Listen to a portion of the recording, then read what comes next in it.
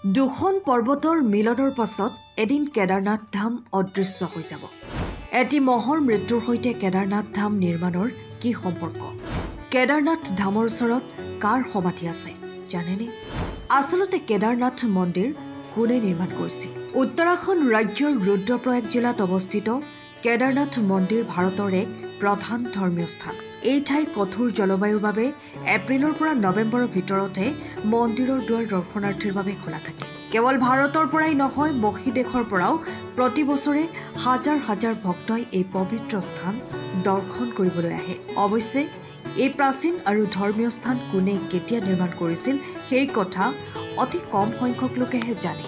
এই প্ৰতিবেদনত আমি আপোনালোকৰ সন্মুখত কেদাৰনাথ ধামৰ ইতিহাস আৰু নিৰ্মাণৰ সৈতে জড়িত কেইটামান আচৰিত ধৰণৰ তথ্য দাঙি ধৰিম।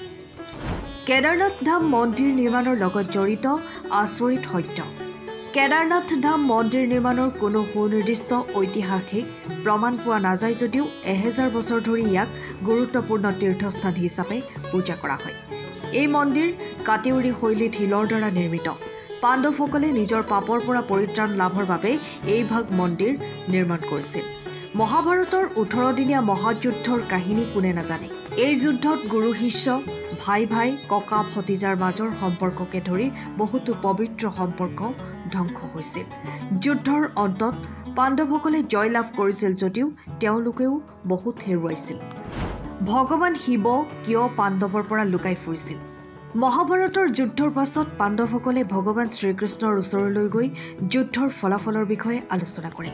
শ্ৰীকৃষ্ণই তেওঁলোকক প্ৰায়শ্চিত্ত কৰিবলৈ উপদেশ দিছিল, কাৰণ তেওঁলোকে ব্ৰহ্মহত্যা, গোত্ৰ হত্যা, কুলহত্যা, গুৰু হত্যা আদি বহুতো গুৰুতৰ পাপ কৰিছিল। পাণ্ডৱসকলে ইয়াৰ সমাধান সুধিলত শ্ৰীকৃষ্ণই ক'লে যে এই পাপৰ পৰা তেওঁলোকক কেৱল ভগৱান শিৱইহে মুক্ত কৰিব পাৰে। ইয়াৰ পিছত পাণ্ডৱসকলে ভগৱান শ্ৰীকৃষ্ণৰ আদেশ অনুসৰণ কৰি কাশী নগৰৰ ফালে আগবাঢ়ি শিৱক লগ পালে।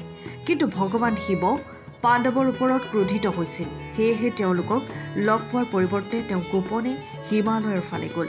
পাণ্ডৱসকলে কাশী চহৰৰ সকলো ঠাইতে ভগৱান শিৱৰ সন্ধান কৰিছিল যদিও সফলতা নাপালে। ভগৱান শিৱই পাণ্ডৱৰ পৰা পলায়ন কৰিবলৈ গৰুৱাল অঞ্চললৈ গৈ মহৰ ৰূপ লৈছিল। গৰুৱালৰ পৰ্বতত উপস্থিত হৈ পাণ্ডৱসকলে উপলব্ধি কৰিলে যে তাত উপস্থিত থকা প্ৰাণীবোৰৰ ভিতৰত ভগৱান মহাদেৱো থাকিব পাৰে।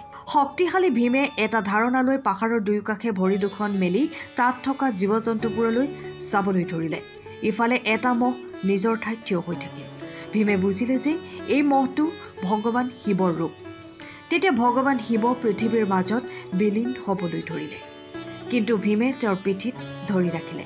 ফলত মহটোৰ মৃতদেহটো 5 ভাগত বিভক্ত হৈ পৰিল, যিবোৰ উত্তৰাখণ্ডৰ আন 4টা ঠাইত অৱস্থিত, যিবোৰ আজি পঞ্চ কেদাৰ নামেৰে জনাজাত। এই ঘটনাৰ পিছত পাণ্ডৱসকলে ভগৱান শিৱৰ মহিমা বুজি 5 স্থানত শিৱলিংগ প্ৰতিষ্ঠা কৰি শিৱ মন্দিৰ নিৰ্মাণ কৰে। ইয়াৰ কাৰণে ভগৱান শিৱই পাণ্ডৱৰ ওপৰত সন্তুষ্ট হৈ তেওঁলোকৰ পাপ ক্ষমা কৰি দিলে। পৰৱৰ্তী সময়ত পাণ্ডৱৰ নাতি জন্মেজয় কেদাৰনাথ মন্দিৰ নিৰ্মাণৰ কাম আগুৱাই লৈ যায় আৰু সকলোকে পূজাৰ অনুমতি প্ৰদান কৰে। সময়ৰ লগে লগে এই মন্দিৰটো জৰাজীৰ্ণ হৈ বহু ঠাইত ক্ষতিগ্ৰস্ত হৈ পৰে। পৰৱৰ্তী সময়ত আদি শংকৰাচাৰ্যই কেদাৰনাথ মন্দিৰ পুনৰ নিৰ্মাণ কৰি জীৱনৰ শেষ পৰ্যায়ত এই মন্দিৰৰ ওচৰত সমাধি লয়। তেওঁ সমাধিস্থল এতিয়াও কেদাৰনাথ মন্দিৰৰ ওচৰত অৱস্থিত। 10ম শতিকাৰ পৰা 13শ শতিকাৰ ভিতৰত ভাৰতীয় বিভিন্ন ৰজাই এই মন্দিৰৰ সংস্কাৰ সাধন কৰিছিল। বিশ্বাস কৰা হয় যে 13শ শতিকাৰ পিছত কেদাৰনাথ মন্দিৰটো বহুদিন বৰফৰ তলত পুতি থোৱা হৈছিল। ডেৰাডুনৰ ৱাডিয়া ইনষ্টিটিউট হিমালয়ৰ গৱেষণাৰ মতে 13শ শতিকাৰ পৰা 17 শতিকাৰ ভিতৰত এই অঞ্চলত প্ৰচণ্ড বৰফ পৰিছিল, যাৰ বাবে কেদাৰনাথ মন্দিৰ 400 বছৰ ধৰি বৰফেৰে আবৃত হৈ আছিল। 2013 চনৰ প্ৰাকৃতিক দুৰ্যোগত মন্দিৰৰ আশে-পাশে বহুতো ক্ষতি সাধন হৈছিল যদিও মন্দিৰটোৰ কোনো ক্ষতি হোৱা নাছিল।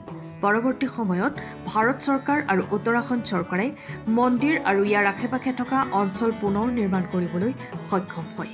আজি কেদাৰনাথ ধাম ভক্তৰ বাবে এক প্ৰধান গন্তব্যস্থান হৈয়ে আছে। পৌৰাণিক কাহিনী অনুসৰি ভৱিষ্যতে কেদাৰনাথ ধাম নোহোৱা হৈ যাব। পাহাৰবোৰ ইটোৱে সিটোৰ লগত মিলি যাব আৰু সকলো পবিত্ৰ স্থান নোহোৱা হৈ যাব বুলি বিশ্বাস কৰা হয়। ভিডিঅ'টো ভাল লাগিলে লাইক কৰিব, চেনেলটো ছাবস্ক্ৰাইব কৰিব আৰু লগতে কমেণ্টত জয় বাবা কেদাৰনাথ লিখিবলৈ নাপাহৰিব। ধন্যবাদ।